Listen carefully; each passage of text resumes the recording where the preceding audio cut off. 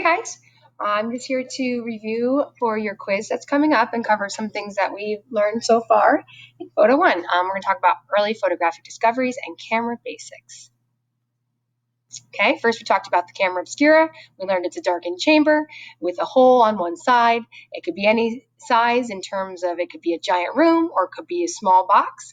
As long as it's a dark chamber with an opening, that anything that is outside of that chamber, that box, will be reflected inside the box upside down. And that's really how a camera works. So if you had a subject outside the box, for example, in this image, which is the mountains, the light is reflecting off the mountains and traveling on a straight line right into that opening and then being reflected on the back of the chamber or the box, which is really interesting and I think kind of magical.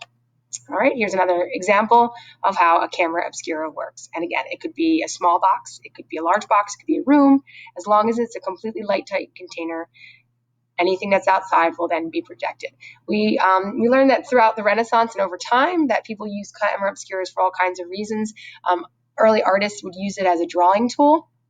All right, but it's really been around for forever. Photography didn't just happen in one day. It happened over really hundreds of years. And we can even see back to Aristotle and the Renaissance artists and Chinese writers who were really discovering and experimenting with these principles for a very long time. All right, but really it changed for photography when a gentleman by the name of Johann Heinrich Schultz discovered that silver, when it's exposed to light, can change color. Here you can see from the video, he created a little container with silver nitrate in it. He made it blocked with light, with just the moon and the stars being exposed, set it out in the sun, and over time, the silver changed color. It turned black. And that's really was a huge discovery in terms of the progression of photography.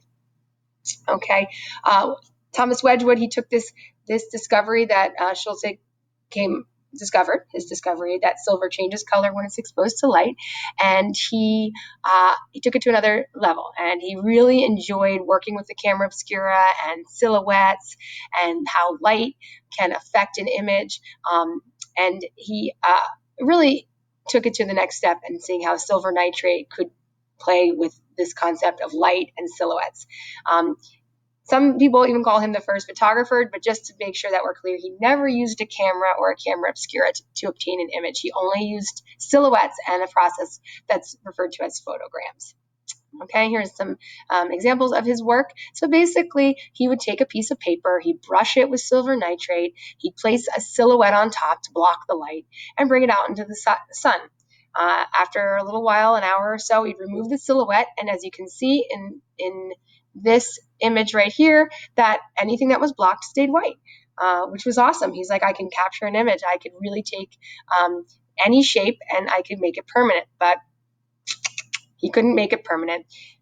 Over time, as soon as he would remove the silhouette, the image would eventually fade, which was really kind of a roadblock and basically was the end of his photographic journey because he could never make his images permanent or fix them, which if you've been in the darkroom, we have learned that fix keeps an image permanent.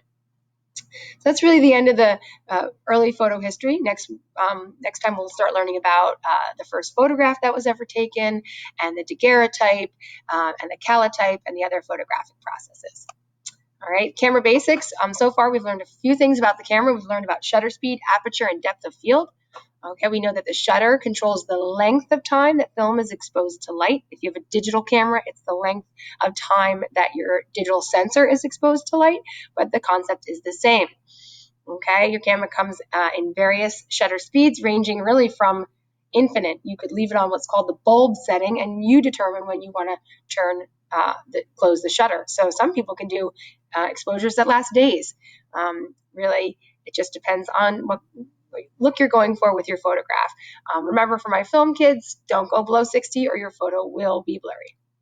Okay, the aperture controls the amount of light entering the lens, and it's controlled by the focal ring, the f-stop settings. This is it's a hole, and it gets bigger and it gets smaller inside your lens. All right, there are different stops. You have the f1.8 at 1.8 all the way to f16, but it can go farther. Some really advanced cameras can go up to f32.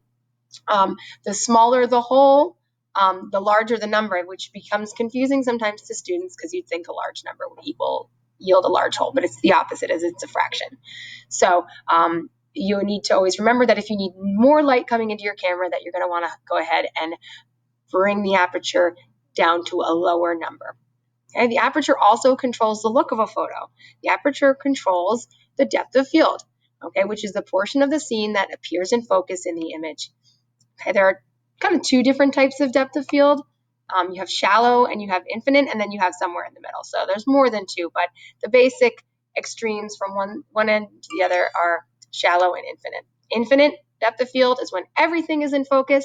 This is when you would have your aperture, you'd have your aperture really, really tiny, very high number. If anyone knows Ansel Adams, who took this photograph, this is somewhere out west, I believe, in the Tetons. He was part of a club. They called themselves the F42, and their apertures were really, really, really, really tiny because they would capture giant landscapes. All right, so everything is in focus. And then there's the shallow depth of field. Shallow depth of field is a really desired effect. It's when what's up front is in focus and the rest is blurry. This is great for portraits. And if you want to shoot or achieve this, you would need to have your aperture wide open and a low number like 1.6, 2.8, something of that nature. All right, and that covers everything that we've learned so far. Good luck on your quiz.